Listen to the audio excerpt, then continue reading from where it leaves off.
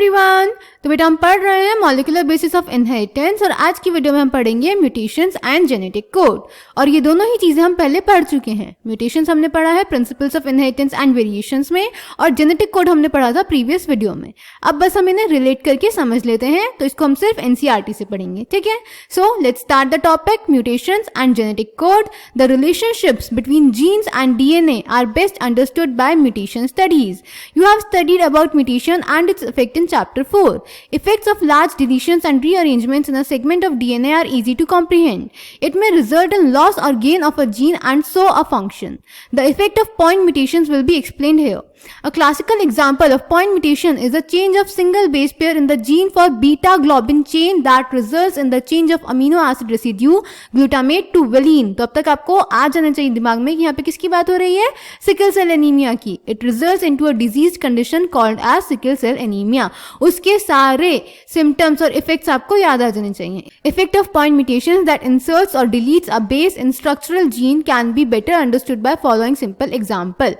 यहाँ पे आपको बोल रहा है कि पॉइंट म्यूटेशन का एग्जांपल है सिकल सेल एनीमिया, जिसमें ग्लूटामिक एसिड की जगह वेलाइन आ जाता है, जो कि क्यों होता है हमने पढ़ा था, क्योंकि वहाँ पे GAG की जगह GUG आ जाता है। तो यहाँ पे आपको एक सिंपल एग्जांपल लेके समझाने की कोशिश कर रहा है। पहले आपको एक लेटर्स का कुछ सेट दिया है सेंटेंस की फॉर्म में, राम हैज रेड कैप। सब में देखिए 3 लेटर्स हैं और हमने पढ़ा है कि जेनेटिक कोड भी 3 बेसिस की फॉर्म में होता है। अब अगर यहाँ पे रेड से पहले वो एक लेटर इंसर्ट कर देते हैं, यानी कहीं पे एक बेस इंसर्ट कर देते हैं, सपोज बी, तो ये कैसे रीड किया जाएगा, राम हैज ब्री डेकापी। क्या इसका कोई सेंस बन रहा है? नहीं, पूरा सीक्वेंस चेंज हो गया है। अब ये वाला जो सीक्वेंस होगा ये कोई और अमीनो एसिड बनाएगा। सिमिलरली अगर 2 लेटर्स ऐड करते हैं तो Ram has Bir edict app, कुछ मीनिंग नहीं बन रहा है। अब अगर पूरे 3 लेटर्स ऐड कर देते हैं तो Ram has big red cap, तो मीनिंग बनेगा, बट अमीनो एसिड्स का सीक्वेंस चेंज हो जाएगा। इन अमीनो एसिड्स के बीच में एक नया अमीनो एसिड आ जाएगा, ठीक है। तो इस तरह से बेसिस ऐड करने से और डिलीट करने से चेंजेस होते हैं। डिलीट का भी एग्जांपल आपको दिया हुआ है, राम हैज एडिक ऐप, आर हमने डिलीट कर दिया। राम हैज डेकापी, RE हमने डिलीट कर दिया। राम हैज कैप, पूरा रेड ही डिलीट कर दिया, तो एक अमीनो एसिड डिलीट हो जाएगा, ठीक है।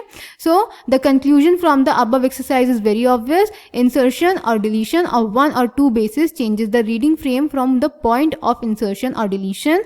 However, such mutations are referred to as frame shift insertion or deletion mutations. Insertion or deletion of 3 or its multiple bases insert or delete in 1 or multiple codon, hence 1 or multiple amino acids, and reading frame remains unaltered from that point onwards. ठीक है, ये सारी चीजें बेटा हमें पता है, बस हमने दोबारा से रिवाइज करनी है। तो आई होप आपको समझ में आ गया होगा। कोई डाउट होगा तो आप कमेंट सेक्शन में पूछ सकते हैं। Thank you.